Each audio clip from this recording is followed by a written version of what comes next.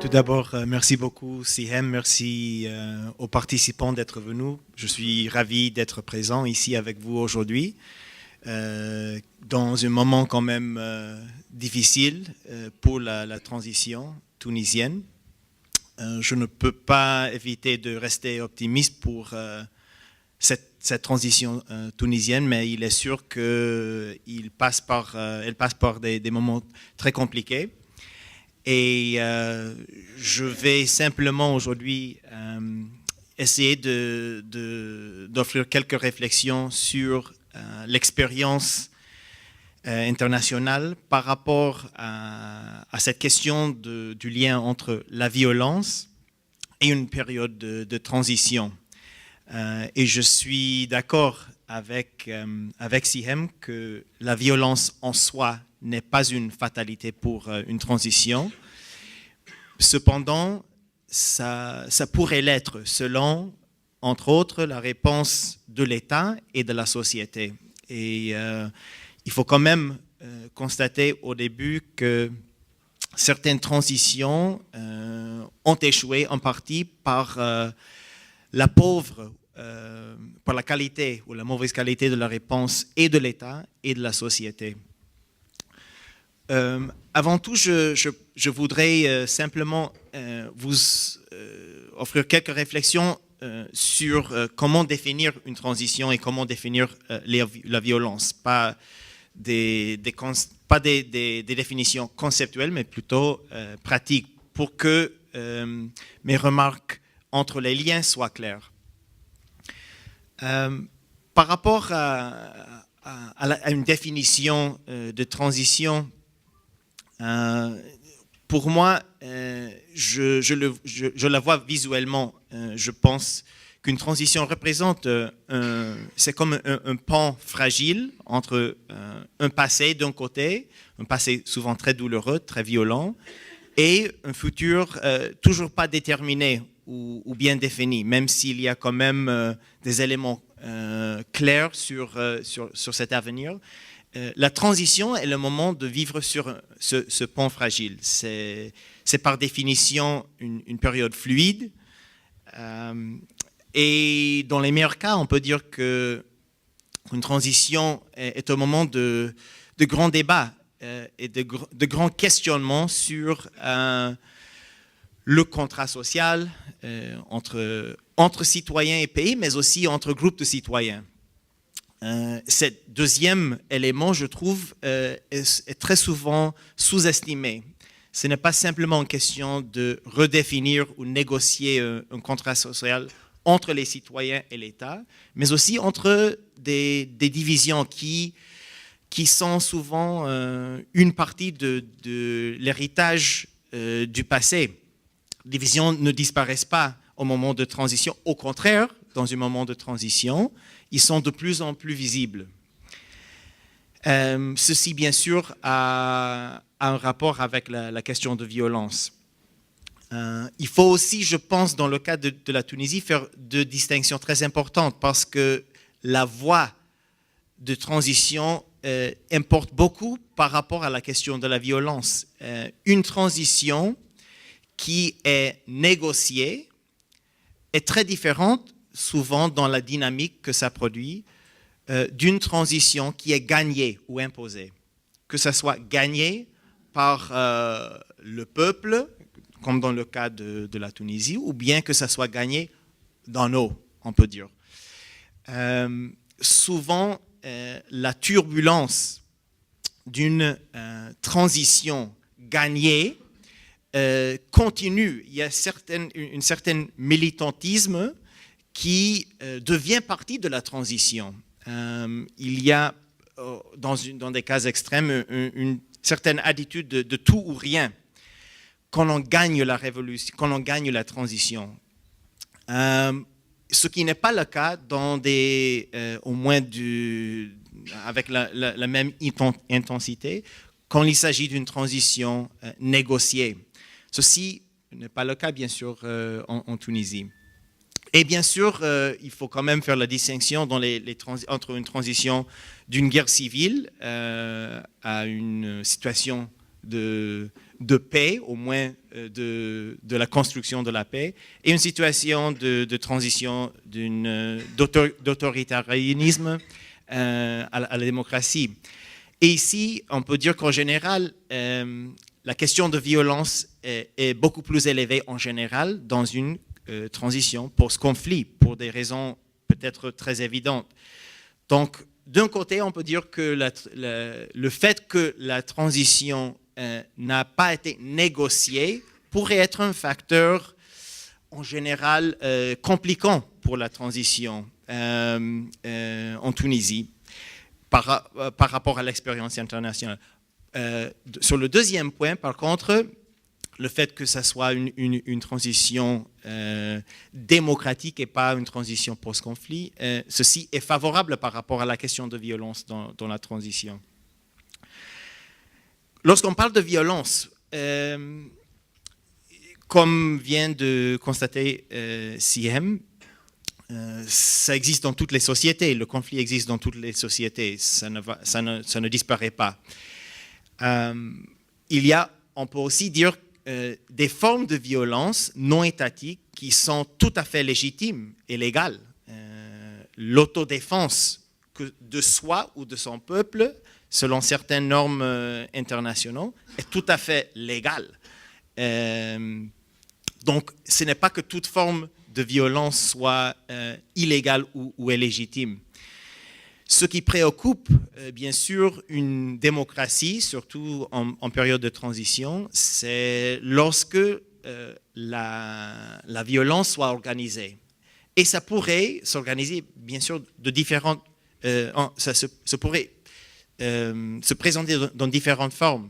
Des bandes criminelles, des groupes de trafiquants, des paramilitaires, des groupes terroristes, des groupes rebelles. Et souvent, ces catégories sont très artificielles.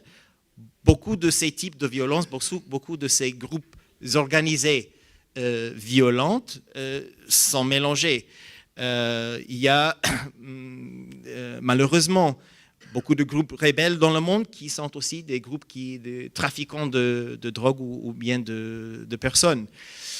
Des groupes paramilitaires sont très impliqués dans d'autres formes de criminalité qui dépassent ce qui pourrait être caractérisé comme politique ou idéologique.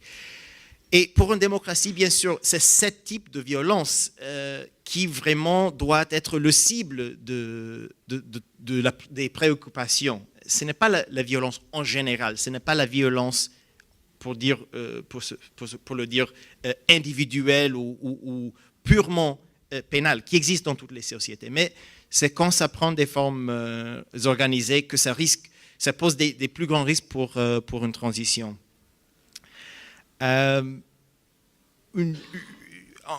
Dans l'expérience internationale, maintenant, juste pour parler brièvement, parce que je ne veux pas monopoliser la parole, il y a d'autres intervenants, mais je voudrais maintenant simplement offrir quelques remarques par rapport au lien entre une période de transition et la violence. Pourquoi est-ce que la violence est malheureusement, dans des cas de transition, que ce soit démocratique ou post-conflit, pourquoi est-ce que c'est plutôt le règle et pas l'exception durant une période de transition? Et c'est vraiment ça, le cas. C'est le règle, pas l'exception. Donc, je pense qu'il y a surtout trois causes qu'on peut citer, entre autres. Un premier, c'est que dans des transitions, même lorsqu'il y a des pactes politiques inclusifs, des plus grandes tendances politiques dans une société, il y a nécessairement ceux qui vont gagner et ceux qui vont perdre. Il y a des perdants. Ou bien il y a des perceptions de perte de la part de certains groupes qui peuvent se transformer dans des radicalismes violents. Ça fait partie de la transition. Et bien sûr, avec certains groupes, on peut toujours garder un dialogue, on peut toujours essayer de concilier les intérêts des perdants avec les intérêts de la transition et de la démocratie. Mais quand même, c'est sûr que certains perdants ou certains acteurs qui se perçoivent comme perdants utilisent les transitions lorsque naturellement il y a plus d'ouverture pour devenir plus violents et pour exprimer leur frustration en forme violente. Une chose qui, bien sûr, est plus difficile lorsqu'on n'est pas dans une démocratie. Une deuxième cause, on peut dire, de la violence qui fait le règle et pas l'exception dans des cas de transition en général, c'est que les transitions produisent consciemment des démobilisations et des limogeages selon le cas, mais c'est-à-dire il y a certains acteurs qui ne peuvent plus dans une démocratie, ils perdent leurs armes, ils perdent leur poste de travail souvent, mais ils ne se retrouvent pas facilement dans un autre espace civil pour gagner la vie et devenir citoyen normal, ordinaire et paisible. Ça fait partie aussi des transitions. C'est nécessaire, par exemple, de réformer les forces de sécurité souvent dans une transition. Mais lorsque on prend un groupe de personnes qui ont peut-être un seul talent dans le monde, c'est peut-être commettre des crimes et cacher les preuves des crimes, pour le dire dans un cas extrême, ces gens souvent, bien sûr, se transforment dans d'autres formes de violence, mais maintenant dans le privé. Encore, ça fait partie d'une transition. Et la troisième cause, je pense, très typique dans des cas de transition à travers le monde, c'est que la transition implique une libéralisation de parole, une libéralisation d'espace public. Et ce qui permet, entre autres, une plus grande possibilité de manifester. Et on vient de voir que la violence se produit plus facilement et naturellement lorsqu'il y a cet espace. Mais aussi, malheureusement, la libéralisation de la parole, qui fait partie clé d'une transition, libéralise aussi la parole haineuse. Et si je devais dire qu'un élément qu'on a vu dans d'autres cas, que ce soit en Afrique du Sud, au Balkan, en Argentine, même en Espagne, il y a 35 ans, sans parler des cas actuels dans le monde arabe, c'est cette question de la violence verbale qui encore fait partie de la période de transition lorsqu'on explore cet nouvel espace. La réponse de la société, la réponse du gouvernement à l'emploi de cette libéralisation d'espace de parole, espace public, est clé pour justement essayer de prévenir les violences. Encore, donc finalement, si je devais offrir quelques petites idées, modestes idées pour comment réagir face à ces réalités, la réalité de la croissance même de la violence durant les premières années d'une transition. Peut-être quelqu'un connaît le cas de l'Afrique du Sud. Les années plus sanglantes de l'Afrique du Sud étaient les 5 premières années de la transition, malheureusement, mais aussi prévisiblement. Donc comment répondre à tout ça? Bon, d'un côté, il faut bien sûr essayer de minimiser l'impact de ces 3 causes, minimiser l'impact négatif de ces 3 causes de la violence que je viens de citer. Donc, ceci veut dire, entre autres, assurer une approche au maximum possible d'inclusion politique, d'inclusion économique et d'inclusion sociale. D'un côté, de l'autre côté, d'essayer au maximum possible de censurer les expressions haineuses qui ciblent des groupes vulnérables dans la société.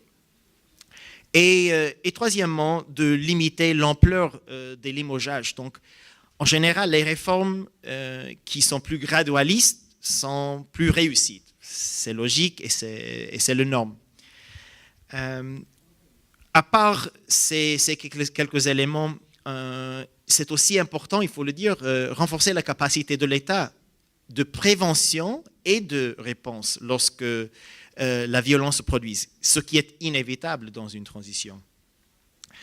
Et je trouve aussi très bonne l'idée qui fait partie de cette conférence de peut-être concevoir un type de norme métaconstitutionnelle, d'un contrat contre la violence, une ligne rouge de toute la société. Ici, on peut penser même à l'exemple de l'Irlande du Nord, où il y avait ces fameux principes de George Mitchell, qui faisaient partie du dialogue politique. Et un des éléments clés, essentiels, une précondition pour la démobilisation était le principe de non-violence. Donc, il y a des exemples, et je trouve que ça pourrait être très important. Je termine simplement avec une remarque encore un peu optimiste, parce que je trouve que de l'extérieur, ce qui m'impressionne surtout et ce qui me donne toujours beaucoup de courage, c'est voir la réponse de la société lorsqu'il y a des assassinats politiques, lorsqu'il y a des problèmes sur la frontière et lorsqu'il y a des problèmes de militantisme idéologique et extrémiste. C'est la réponse de la société tunisienne qui se met dans les roues, qui est toujours active, qui est consciente de la menace de la violence. Et ceci reste, je pense, dans tous les cas, la chose la plus importante, même si la capacité de l'État, il ne faut jamais l'oublier, parce que malheureusement, il y a des groupes avec qui on ne peut pas concilier, on ne peut pas dialoguer. C'est malheureux, mais c'est comme ça.